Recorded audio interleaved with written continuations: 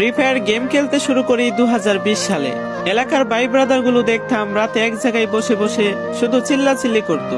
একদিক দিয়ে ভালো লাগতো, অন্য দিক দিয়ে মনে হতো এরা এমন চিল্লাচিল্লি কেন করে, চারজন চারজন করে।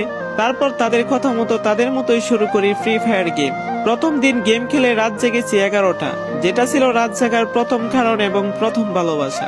এলাকার বন্ধুরা মিলে রাত হলেই আড্ডার আসর দিয়ে বসতাম আর শুরু করতাম গেম খেলা।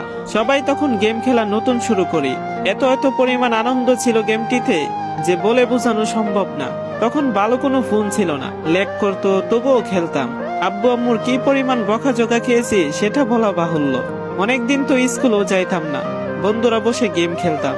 কিছু টাকা জমিয়ে কয়েক মাস পর একটা লেভেল আপ পাচ্ছিল না, 200 টাকায় বোধহয় 800 ডায়মন্ড পাওয়া যাইতো। 800 ডায়মন্ড থেকে একটা অলক ক্যারেক্টার নেই, আর সেই অলক ক্যারেক্টার ছিল তখনকার সময়ে সবচেয়ে দামি ক্যারেক্টার। তখনকার দামি প্লেয়ার মনে হতো নিজেকে। আবার গেমের ভিতর অনেকের সাথে বন্ধুত্ব পর্যন্ত হয়ে গিয়েছিল।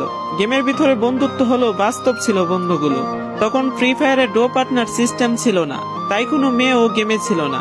তারপর যখনই মেয়েরা গেমটা খেলা শুরু করে তখনই আস্তে আস্তে গেমের আনন্দ নষ্ট হয়ে যায়। অনেক বেশি র্যাম প্রয়োজন হতো, তো তাই গেমটা খেলতে ভালো একটা ফোনের প্রয়োজন হইতো। কিন্তু তখন ভালো ফোন ছিল না, কোনো রকম একটা ফোন দিয়ে খেলতাম গেমটা। ভাবতাম একটা ভালো ফোন হইলে গেমটা আরো সুন্দর করে